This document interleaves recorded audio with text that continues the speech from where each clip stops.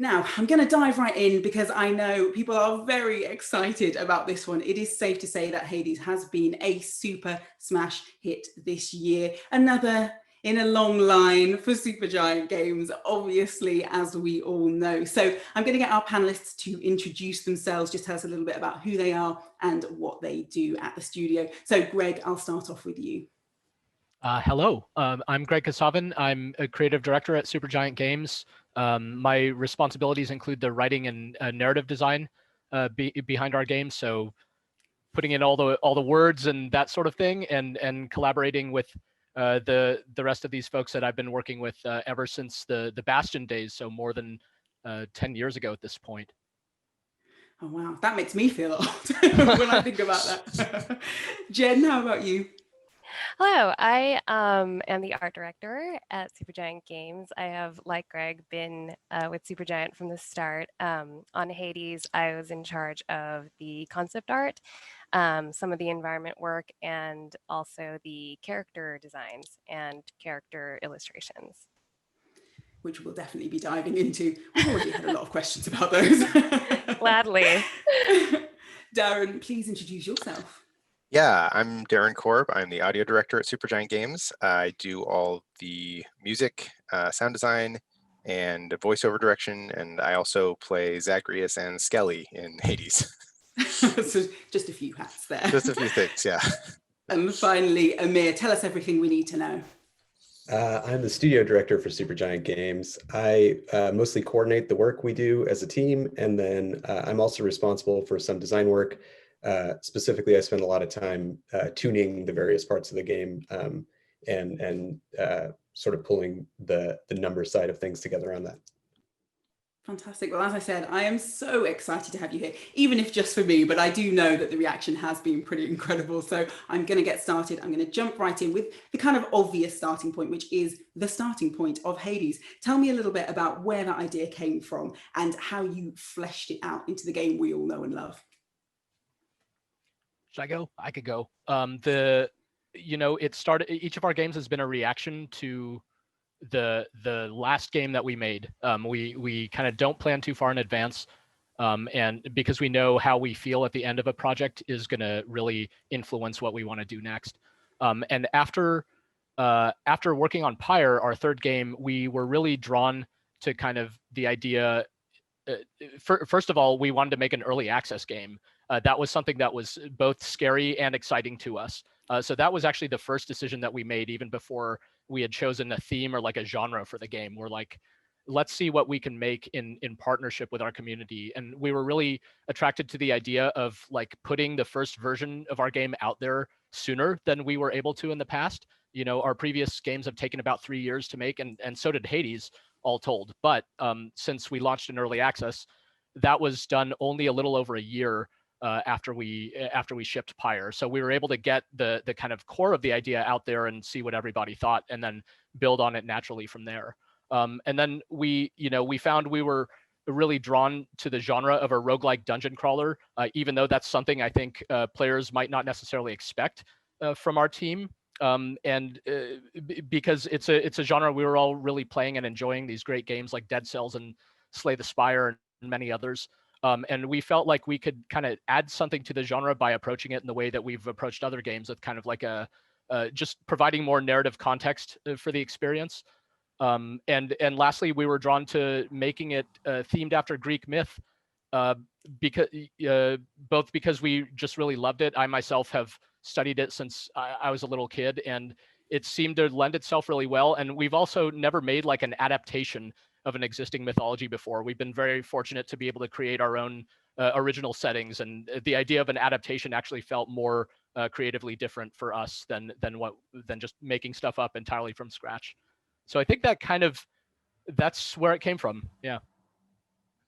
I mean, you kind of touched on it a little bit there, but for me, Hades felt so reflective. You know, it really does feel like, I don't want to say the culmination of a journey, because I'm sure there's lots more to come, but, you know, you could sense that kind of Supergiant history in the game. Was that intentional? Yeah, Amir, you want to speak to that? That's a really good point. Yeah, I mean, I think we were sort of deliberately interested when starting Hades in trying to build on the things we do well. You know, we had released 3 games together as a team there, and the whole group that had made Bastion is still there working working at Supergiant. And so each of our games felt like they were charting these different courses, and I think they gave us a survey of the stuff that we're capable of and the stuff that we are excited to do. And in some ways, it's almost impossible for us to not make it be a Supergiant game, because you know, the whole group that made those original games is still here, and we like to make titles that feel like people made them and they have our touch. So in some ways, it's almost like an inescapable part of our games, because all the same people are still working on them. But in other ways, we were very deliberately interested in trying to build on stuff we've learned over time. And a game like Hades does not get made without the games that came before it, whether it was the learnings on combat on Bastion, or how to start combining powers in dynamic ways on Transistor, and our attention to atmosphere and those types of things from those 2 titles. And then specifically, there's no universe, right, Greg, where we make a giant voiced video game without the learnings of Pyre with dynamic narrative and all that stuff, right? Yeah, it was all very, I often say, you know, although Hades is really, really different from Pyre, it couldn't have been made without it. It directly, that's kind of where I started from, that it's a response to Pyre in some ways, of building on some of our favorite aspects of that game, even though the play experience moment to moment is so different. And yeah, to your point, it is the first time I think we consciously decided to draw from our past games, whereas with our previous games, since they're these original settings, we were very mindful of trying to make them very distinct and actually not use ideas from our past games as much as possible, because those felt, you know, proprietary to those games and what made them unique. So let's find new ideas to make, you know, to make Pyre and Transistor unique and things like that. But with Hades, you know, after 3 original games, we're like, okay, we have some license to actually use some of the ideas that we've worked on in the past and enjoyed working on, felt like we could do well. So yeah, it kind of approached it almost like a greatest hits type of game, but of course not knowing how it was going to turn out. And obviously, as you mentioned, you know, you decided to deliberately, from the beginning, make this an early access journey. So tell me a little bit more about why that was so important to you, and, you know, what you learned from that, because I imagine it's been quite the journey. Yeah, I mean, we make these games often just sort of toiling on our own on a lot of these things, and often you find out the validation or the response to all the biggest decisions you've made all on the same day when the game comes out, and everything is released all at once. You find out how people feel, how, you know, what the critical response is, how it's doing. And we were just interested in doing something in partnership with our community that we could get to the game faster, and deliver it sort of sooner, or something that was both a more efficient process on our side, but also could be made with live feedback about it, as opposed to finding out all that feedback all at once, all at the very end. And every aspect, I think, for all of us, for all of our work, benefited from that process, and you know, had to adapt to that process for sure. Yeah, one of the really fascinating surprises was that early access worked well even for the narrative aspect of the game. And I think early access is traditionally seen as something that doesn't really lend itself to story-driven games. In fact, I think our previous games, they wouldn't have worked at all in early access. Like if you have, you know, a 6 or 8 hour linear game, it's not going to go that well in early access, because you want a steady stream of feedback. You want your players to be able to kind of stick with you and keep providing feedback. So if they just kind of blow through the game in an evening, you know, why would they stick around for the duration? So we decided to make this like a highly replayable game, but it still has this story component to it. And getting feedback on that all throughout, it benefited the story just as much, you know, in its own respect, as with things like the play balance, or, you know, the technical aspects like rooting out bugs and all sorts of issues like that. So that was a really exciting discovery for us. Darren, I've got a question for you, because one of the things that I found so compelling about this game was that for this kind of genre, you can totally skimp on audio, right? You don't need voice acting. You don't need a really incredible score. You know, you could have just really sat back on this one and had a little break. But, you know, you obviously didn't. It was such a huge central part of this game, of its narrative. Was that always your intention? Was it kind of the Supergiant take on this genre? Or, you know, was it something that developed as you were building it, as you were getting feedback? Yeah, I think we knew we wanted to do something that was heavily narrative, that had a heavy narrative focus starting out, and working with kind of a big cast of characters and working with more voice actors on Pyre gave us the courage to try and do a fully voiced game. And when we set out to make this game, we pretty much right at the beginning decided, okay, we're going to really voice this whole thing and try and cast all these characters and have everybody, you know, say all of the words that the character says on the screen, you know.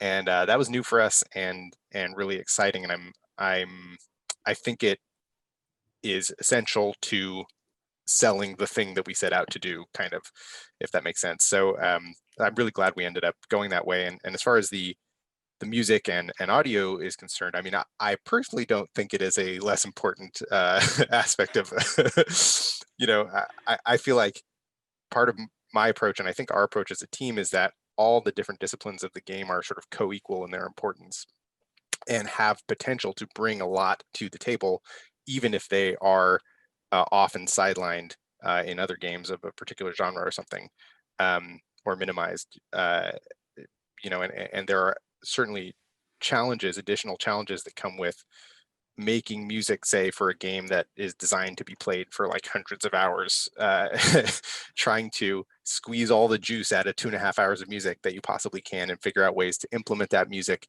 so that it's going to be exciting for people at hour 100 still somehow, and they're not going to be sick of it by then. Hopefully that's the idea. I'm sure some people are, but so yeah, there were a lot of fun, unique challenges, but as far as I'm concerned, you know, I saw it as an opportunity to add something rather than kind of layering something on top of it, like an unnecessary thing on top, if that makes sense.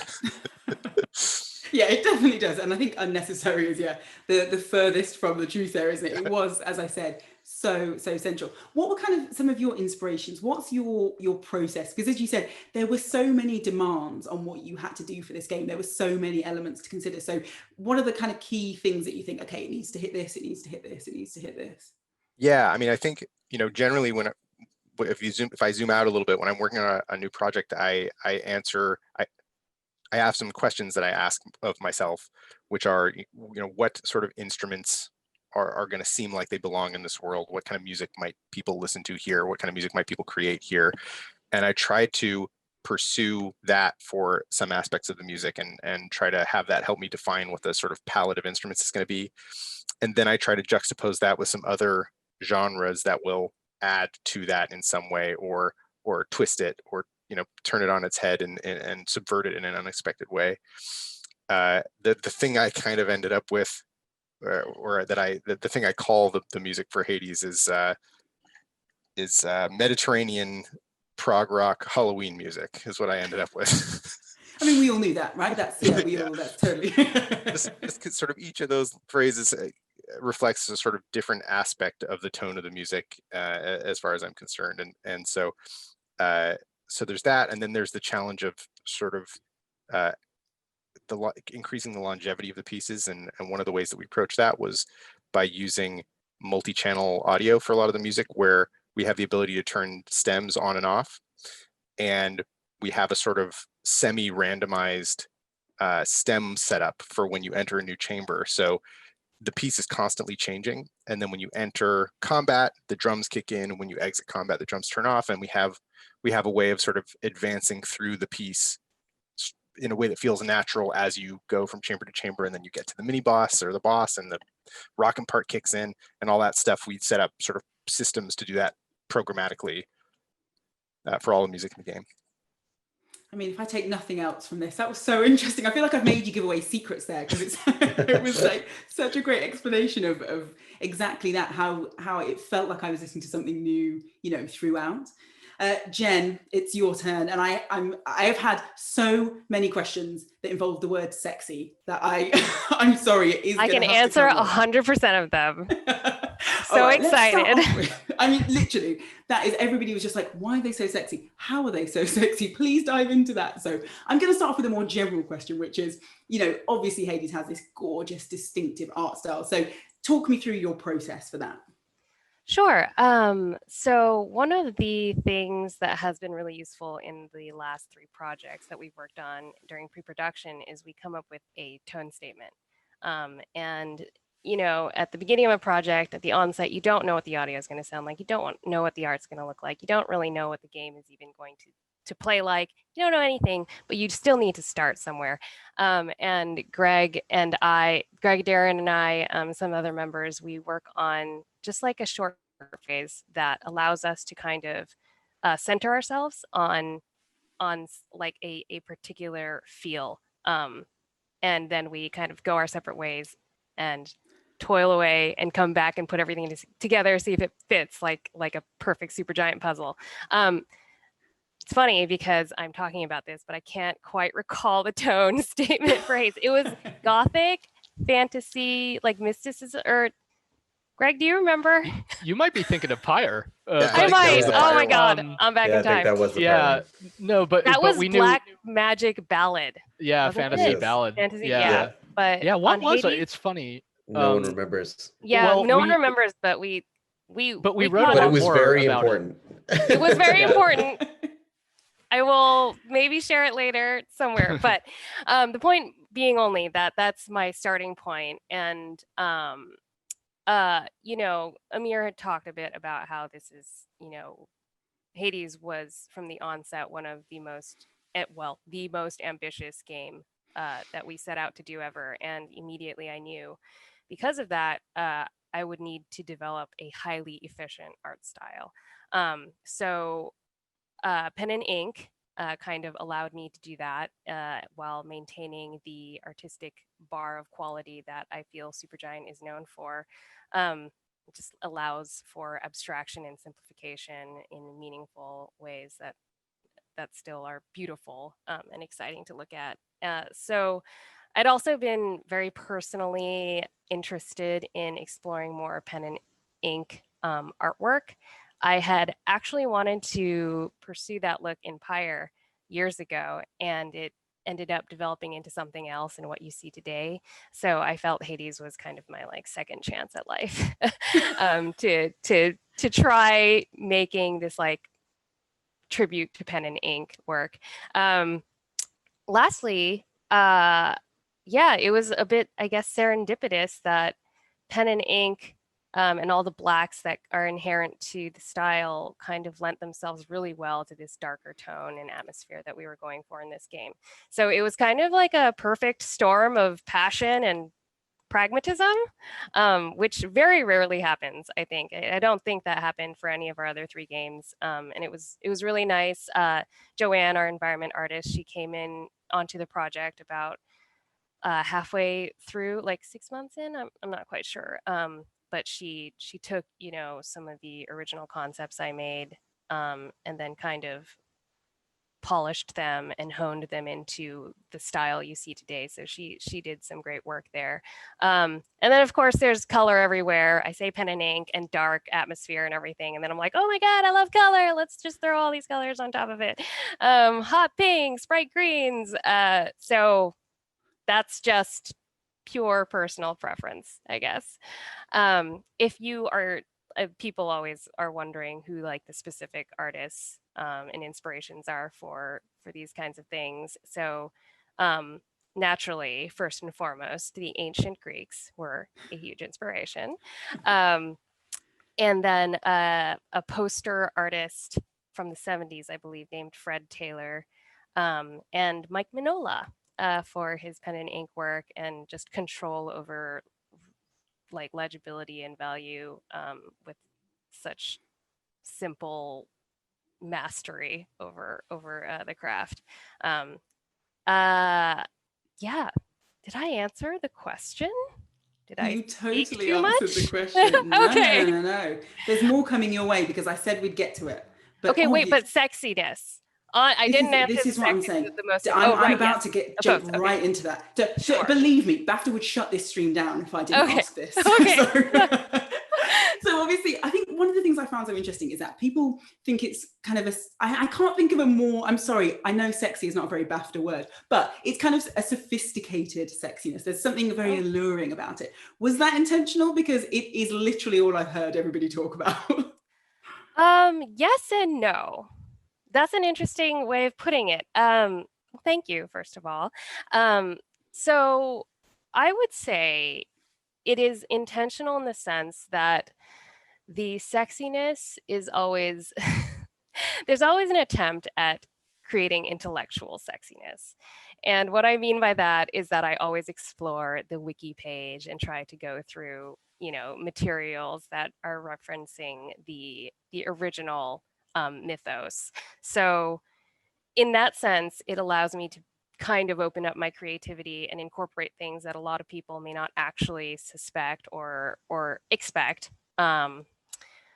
into the design, which is a kind of fun game for me whenever I design characters. It's like, well, first and foremost, absolutely, it was premeditated that I wanted every single character in this cast to be sexy. And Greg and I even had very intellectual conversations about why this should be so, which is that the ancient Greeks, like us, were huge fans of the human form and beauty, and they celebrated that a lot. And so it was kind of like carte blanche to make everyone really hot.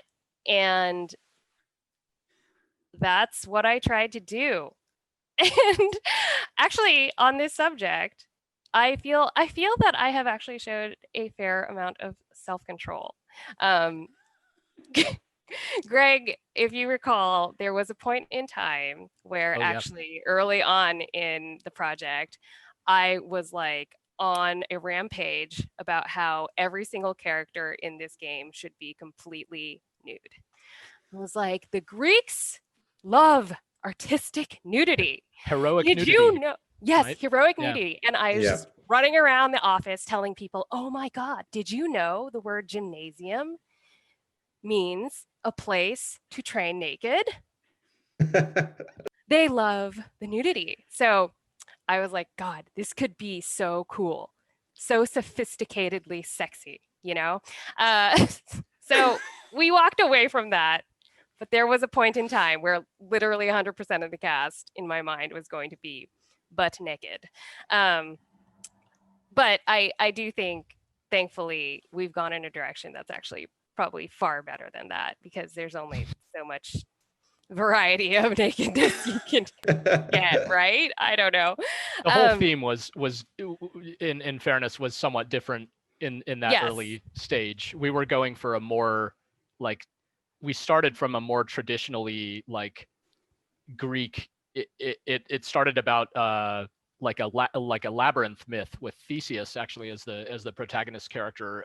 This is before we thought of it as Hades. We'd already chosen the Greek myth theme, and we're going down this road of very kind of authentic ancient Greek portrayals, including heroic nudity, and we decided to switch over to the Hades theme at a certain point when that became more exciting to us overall. And then Jen got a chance to make all these gods. They're not human. They're greater than human, so they can look real good as part of that. Aphrodite is actually a remnant of that idea. So that is the sophisticated and intellectual reason why she is completely nude. But yes, I love creating sexy characters. It is a fantasy and a dream. My destiny has been fulfilled. I can die. I can rest peaceful and calm because I have been able to I haven't gotten it all out of my system. I could just keep going forever, but you've increased the overall thirst of the internet by some factor. So now you can hope rest. so. I hope. Which I mean, and that is such a feat in itself. You increase the thirst of the internet. It's so impressive. Okay. I'd say that was a very impressive answer. I that went beyond my wildest dreams of what I hoped the answer to that question would be. It was pretty incredible. cool things down. We've all gotten a little hot under the collar, and I'm going to talk about balance, which seems far less sexy. So we're back on. We're back on. It definitely is. So obviously, so much of this game is about balance. There's the idea of actually kind of getting closure as a player, but also wanting to come back and play and play and play. There's the idea of having how much the same each run should be, what should be new, what shouldn't be, the idea of kind of trickling out that narrative, the way that it slowly kind of unfurls itself. So what is your approach to balance? Because it played such a key part in this game. Yeah, I mean, I think as a team, we're all very sensitive to pacing. So every aspect of, how often you meet characters in your run, how much they have to say to you, how much time you spend in the House of Hades after a run, all of that is something that we were tracking very closely before the game even entered early access. And that's a little bit more of a feel thing, I think. We definitely, I think in regards to pace, we kind of pay attention mostly to our own experience of it, and how that feels. When it comes to balancing what happens in a run, people often ask me, well, are you shooting for, there's a balance target or something? I'm really not trying to make anything balanced. I'm tuning for compelling choice. That's actually the most important thing. When you open one of those 3-panel choices, whether it's for a boon or a dataless hammer or a shop, a well shop or something, we're thinking we want the decisions to have lasting staying power, and we want something that's really appealing to you on this run to maybe be kind of revolting to you on the next run. It doesn't fit with what you're trying to do. And so a compelling choice for us is just the slow creation of hard decisions over the course of the, and this is where early access really came in, because it helped clue us into what were the choices that were actually feeling kind of not that compelling, either because something was way too strong or something was never working in anyone's specific build that they were trying to make. Part of the fun of Hades is going into a run, maybe having an idea of what you want to do. I'm playing with a bow, maybe I'm looking for this type of god, and it going a totally different direction than what you expected. You don't always know what's going to happen, and sometimes your plans don't come together, and that can be a really compelling run as well. And so, a lot of this was a process of discovery about what makes a compelling choice. Some of it was, it's always filtered through our own experience. It's also filtered through our early access players' experience. We often talk about our design as being very problem-solving focused, and having lots of early access players can help you know where the problems are really fast, whether it's on a new thing you've introduced or something that's become a problem because you've updated it so many times. And then finally, we also actually on this game we had data. We've never tracked our data in our previous games, so I could look, if people were saying I never picked this, I could look and see, is that actually true? And the times I've run afoul of the data, I've definitely heard about it. I've definitely changed stuff that has a high use rate, but no one's talking about it. And I'm like, surely no one cares about this and they'll just love this change. And the answer is no, they did care about it and they really didn't like the change. And then you can always walk it back. And so I think probably in the area of kind of like compelling choice and gameplay and tuning and making sure something holds up over repeated play, this is the area in which the early access was probably the most critical. Because even in our own experience, even as players on the team, we can only experience a fraction of our own game, which is terrifying.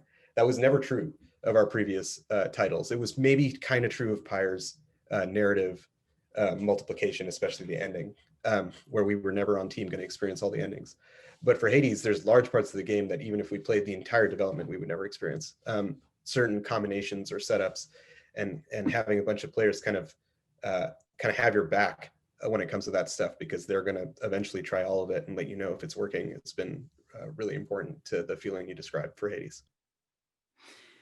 Something that kind of follows on from this, I think I'm interested in this, the idea of compelling choice when it comes to the combat and play styles. Because for me, I'm someone who, I've got like one play style, and it's just normally like a barbarian with a big warhammer or something, and it's the same all the way through. But I feel like this game really does push you outside of your comfort zone in a way that doesn't feel like it's doing that. You do feel excited to try all these different styles, to do a completely different run. So how did you make those compelling? How did you make sure, aside from the reams of data that you had, that people felt like they were getting that kind of satisfying feel they wanted from the combat, whichever type of run they did.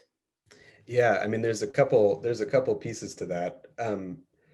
The first is that actually the genre gives you a lot of this. The roguelike genre, the part where things are randomly served to you, makes the creation of content as a game developer actually so efficient, to use a theme that we've talked about.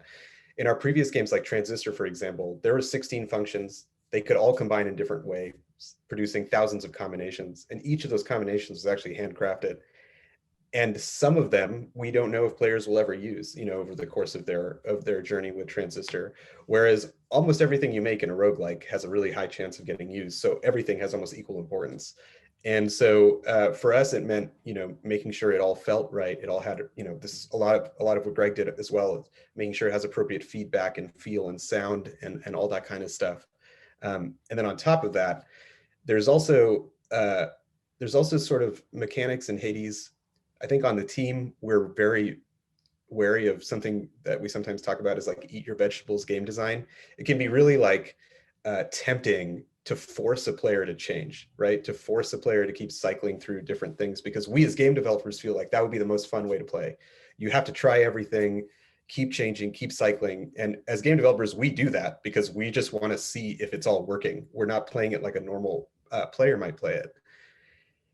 And so mechanics like Darker Thirst, which is the thing where you get a small bonus for equipping a weapon, and that bonus keeps moving, for example, we happen to know are really effective at making players step outside their comfort zone. Maybe they prefer the bow over all other weapons, but there's Darker Thirst on the blade right now, so they're going to go try it out. And Hades doesn't say, don't play 50 runs in a row with a bow. It just encourages you in different other ways to do that stuff. And arriving at that is a decision you come to over like years and years of working together, more than a decision that you just deliberately make up front to know, what it's like having done it the other way. In Transistor, every time you're defeated, we pop out one of your functions. We try and force the cycling. So we've dealt with this in a different way where we try and more forcefully change what the player is doing. And, I think we just have sort of all that experience informing the stuff we're doing and the decisions we're making. And that's how we kind of arrived where we did. Well, I think that's my whole list of questions. I guess we've got 25 minutes left. So what I'm going to try and do is, because I've just been watching the Q&A tick up, we have a lot of questions. So I'm thinking for the last 25 minutes, we go quick fire. Not, it doesn't have to be one sentence, but let's try and get through as many as we can. I feel like we're doing a run right here. Let's see if we can get to the end. So I'm going to start off with Raymond Vermeulen. What a good name. I hope I said that right.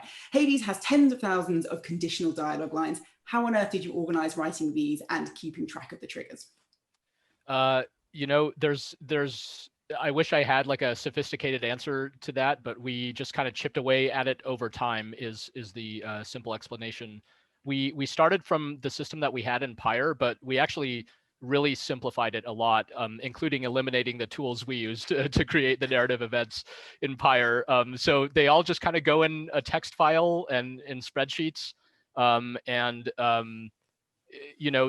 early access structure, I think, helped give us kind of a very deadline driven way of adding to the narrative over time, which is something that we wanted to do.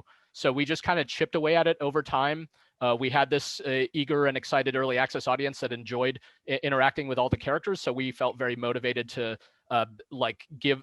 breathe life into them over time, give them more stuff to say as we had these major updates.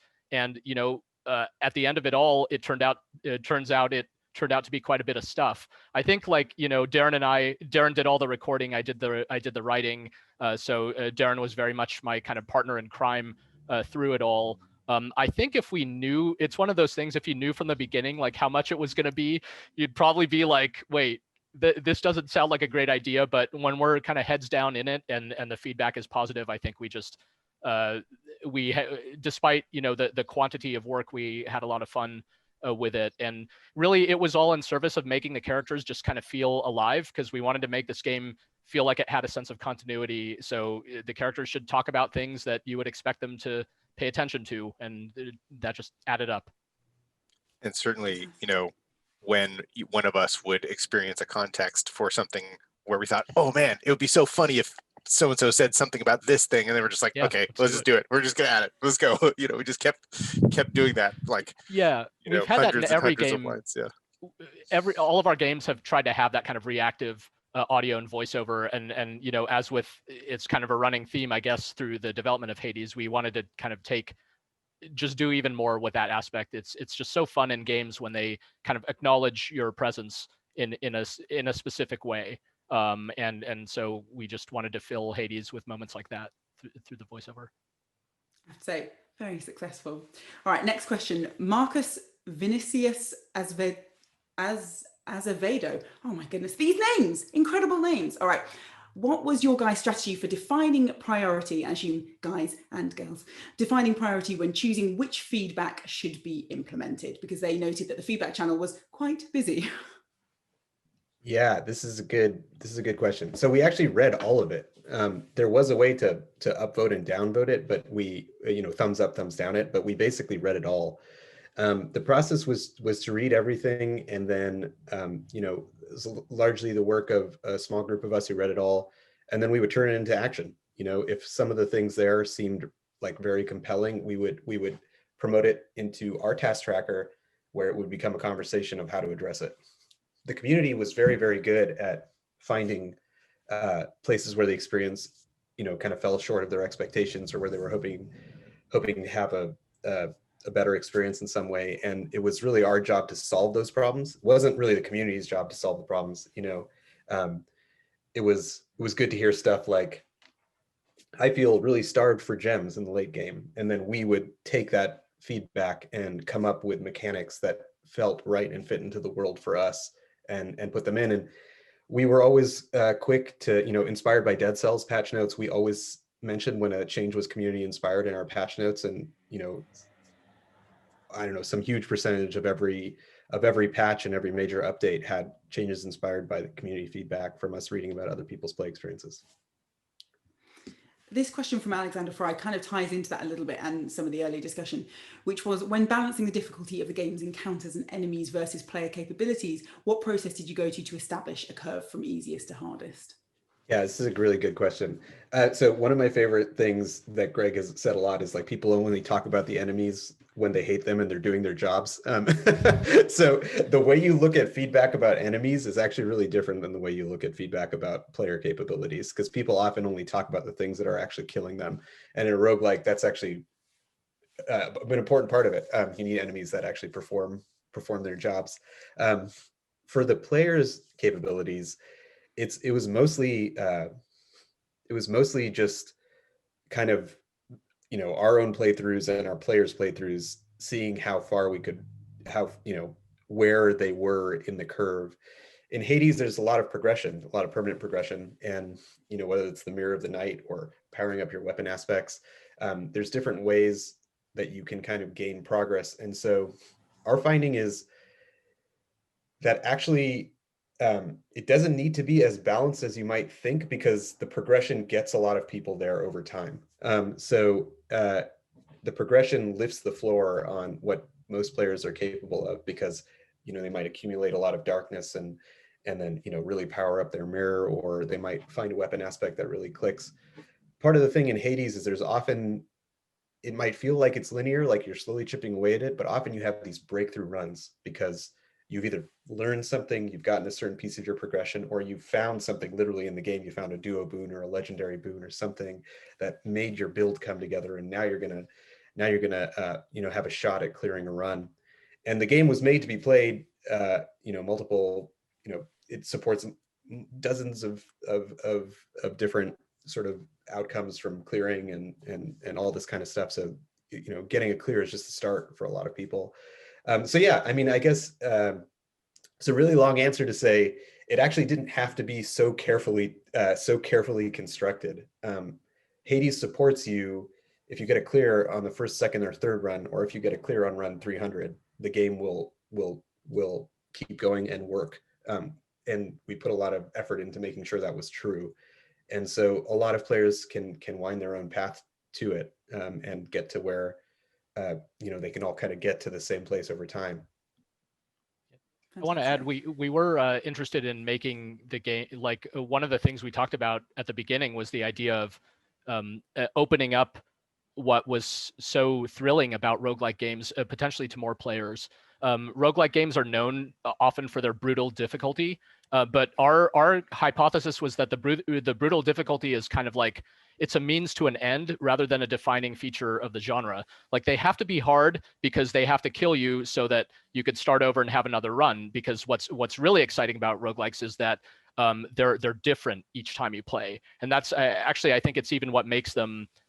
It makes them compelling on like almost like a primal level. It's like life. Like you got to roll with the punches, and you don't know exactly what's going to happen. You try to control the randomness, and that's kind of like day-to-day existence as well as the roguelike life. But we wanted, with our narrative ambitions and stuff like that, we knew that we wanted it was important for anyone to be able to like get through this game if they became invested in the story and the characters. But on the flip side, we're very interested in having like a high-end challenge as well. So on one hand, we have systems to help just about any player get through that Amir talked about. We also have a feature called God Mode that again just like helps anybody get over the hump eventually. And then on the flip side, we like the difficulty just kind of can go off the charts through a system called the Pact of Punishment. And we've always explored that in our games because they've always had this narrative angle where like we want to make sure that someone can just get through if they want to see the story outcome. But you know, we as game players ourselves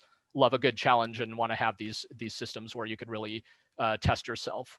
So that just, you know, we chipped away at all that over time as well, and through the early access process really helped all those systems come together.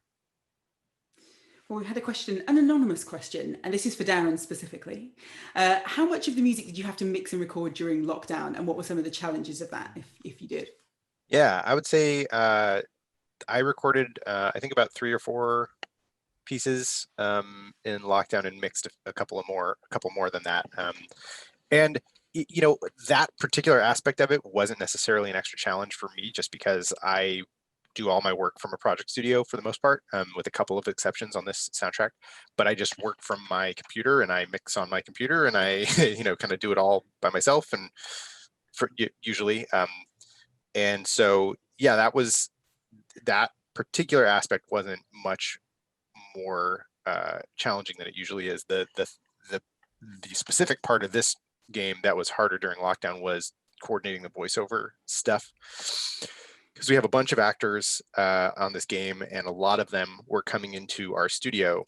We had a little vocal booth in our office to record voiceover, and we just weren't going to try and do something like that in lockdown. So we had to figure out a way to get all these voice actors to be able to record themselves in their homes and direct them. I mean, some percentage of the voice actors were already doing that and had their home studios, and I was working with them that way, so that was fine.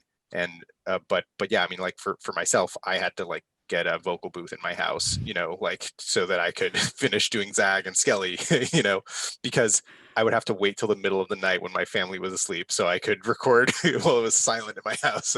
So that wasn't going to fly for thousands more lines I had to record. We also got lucky with some of the music, right? Because you had the big recording sessions at Abbey Road Studios. You flew all the way to London. That was in January, and if that was scheduled for only, you know, a month or two later, it wouldn't have happened. And that was, those are for some of the really key pieces in the game. Or so I remember I'd never seen you more excited for something, and you've been excited about a lot of stuff, and like I was just like, oh man, I was so glad that was your last trip, right? Like you weren't. I guess I did PAX East, but it was basically one of the last things I did before lockdown was I flew to London and recorded an orchestra for at Abbey Road. You know, it was unbelievable. Casual, it was one of the coolest things I've ever done in my life. Who didn't do that? I should mention that.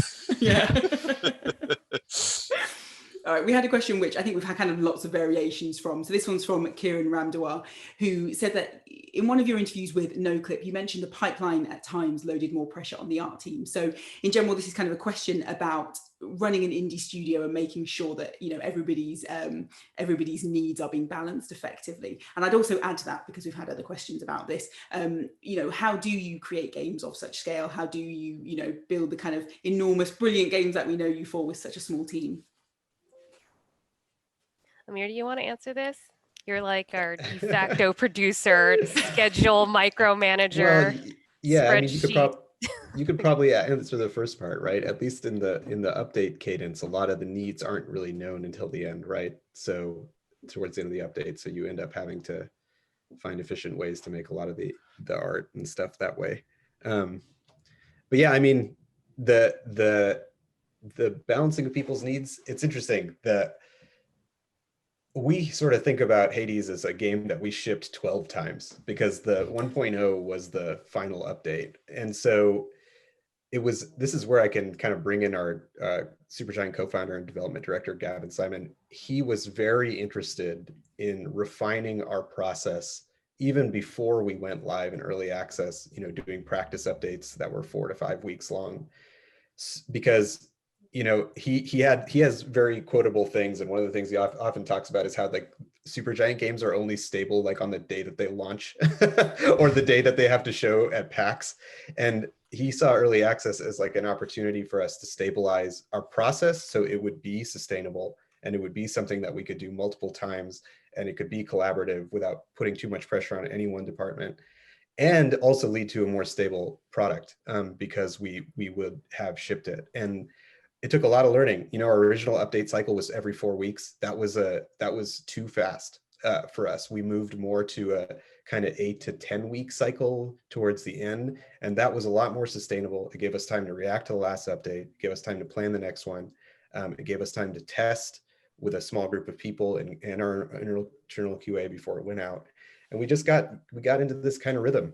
And I think it's part of why the 1.0 was so shocking to us. We were in a rhythm since this game entered early access. We would always just go through our cycles of it got really busy and then it would slow down. And then we just sort of did that again for the 1.0. But then there wasn't an update after that. And there was obviously the huge reception of the game to manage from there. But yeah, I mean, I think a part of it is we always, the whole team that made the first game is still here. And you can only do that if you have, sort of enormous trust in each other and you have a high amount of respect for what each other is capable of and where your limits are. And so, this game got really big over time, but we always try to make it in a sustainable way because we always knew there was going to be one more update until we were done. And we always knew the experience of the next one should, the next update should be informed by the learnings of the one we're in, which means being really direct and honest about what was working and what wasn't.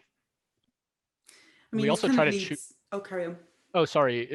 I was just going to say, we also try to choose project ideas that are like uniquely suited to our team, that are just the games we make are the ones that we think we are that we think we can make well, that play to our strengths, not just as a team, but as individuals. And on Hades, that was like a very conscious effort. So, you have Jen like talking about wanting to make these sexy characters. It's like part of why the theme of like a game based on Greek myth was compelling, was like, so, someone like Jen or someone like Darren could just kind of go wild within their respective craft. And just when we're excited about what we're doing, it makes the work in many ways, it makes it like easier. It feels easier to do. You can be more efficient in what you're producing, feel better about your own work because you're working on something that's really exciting to you personally. So just trying to find those project ideas that like make the most of us the most exciting, I think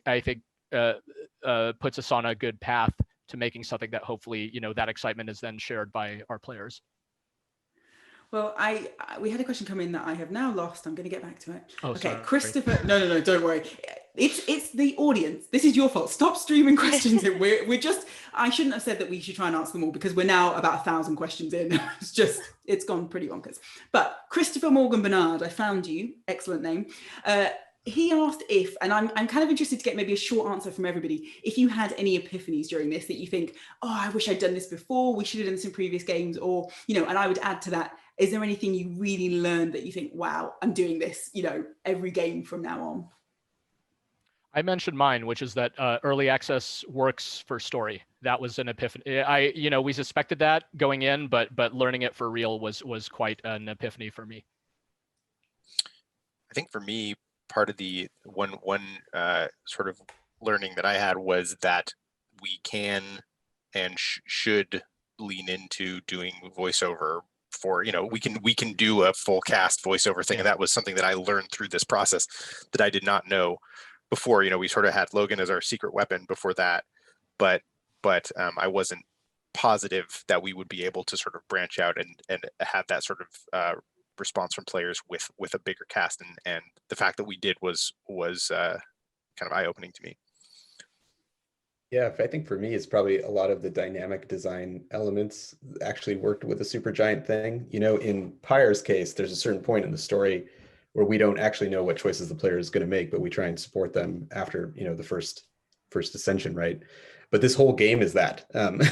This whole game is a bunch of dynamically pieced together things. And so I think it was a question before we started, how does our Supergiant thing work in a more dynamic context like that across the board? You don't know what chamber is going to be served. You don't know what character is going to be served. You don't know what you don't know where the player is in their skill or progression or learning. And so it's just, can we kind of trust the systems and everything else that we're putting together to create an experience that we are so used to building piece by piece, and managing every aspect of the pace and experience, especially at the start. And after the second room in Hades, like we just sort of let the game be the game. And so after you meet Athena, the game is being the game. So that was, I think it was exciting to learn that about ourselves. I think my epiphany is probably more studio level. There are a million learnings that you have going through any project on any given day of the project. But for me, this was, over the course of this project, we went from a art staff of 3 to 5. And that is always very daunting when it comes to especially hiring another 2D artist to recreate the style that you've developed or kind of feed off of the style you've made. And that was like, I was very anxious about that. And it was so incredible to actually be able to hire someone and have it just be proven out to be a positive experience, like beyond my wildest imaginations. So just staffing up is like, it seems obvious, like that you should do it to help yourself out and help yourself create a more ambitious project, but it is also like very, very scary.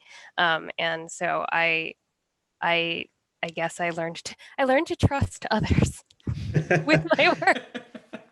It's huge. We were 12 people for both Transistor and Pyre, 19 by the end of Hades. And so it doesn't go without saying that that could have gone a whole bunch of different ways. And the voices of the people we added ended up being so important to the game that Hades was, and just would not have been the same game without them. So really appreciate all the people who joined us as well. Absolutely. So wholesome. I love it. So nice. Now, Jose Medi asked, I've heard many people say, I don't usually like roguelikes, but I love Hades. And I totally agree with that. I've heard that over and over again. So are there any key qualities that you can identify that have won over these players? Yeah, we kind of, it was a conscious goal to some extent. And I think the really specific thing we focused on early was that moment of failure, the moment of death, which is like integral to the roguelike experience. It's going to kill you off and you're going to start over. But for us, it's like when we knew the game was going to be, the thrilling part of the game is the starting over and experiencing like a unique playthrough each time.